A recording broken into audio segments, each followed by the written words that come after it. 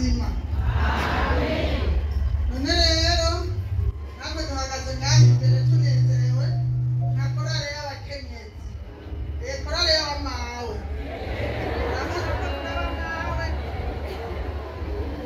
Kandi byaryoshe.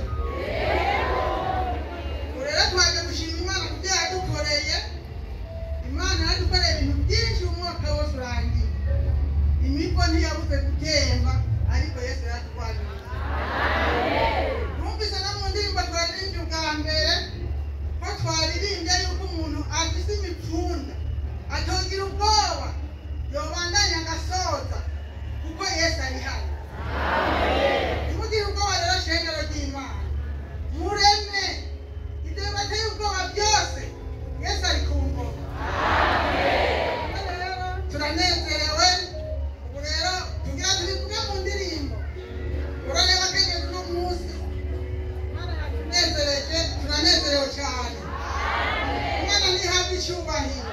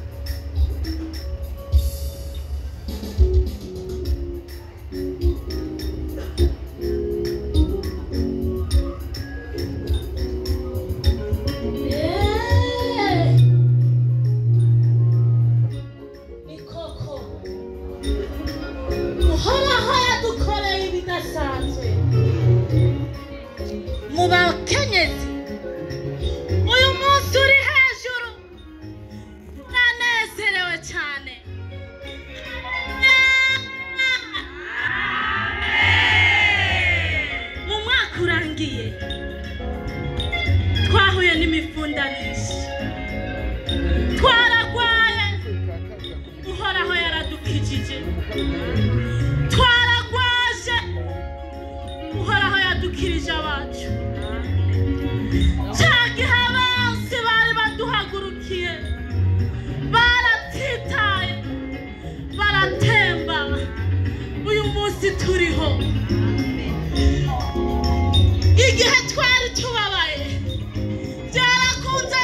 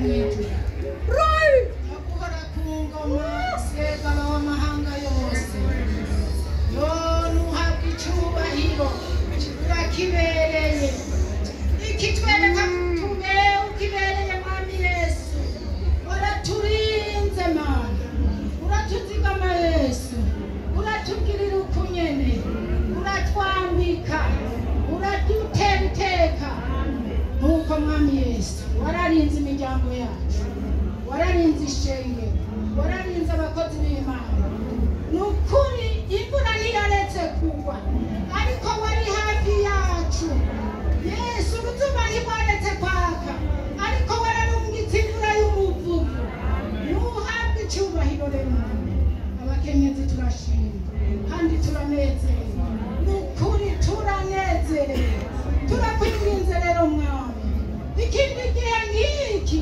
tuzohashike dushima Imana tuvuga ati habwa icyubahiro yose ata n'umwe wakuyemo ariko kandi ata n'umwe twawe n'isi n'umubiri na Satani uzoba ukoze Yesu ishimwe ni iryawe icyubahiro ni icyawe urakoze urakibereye mu izina ryawe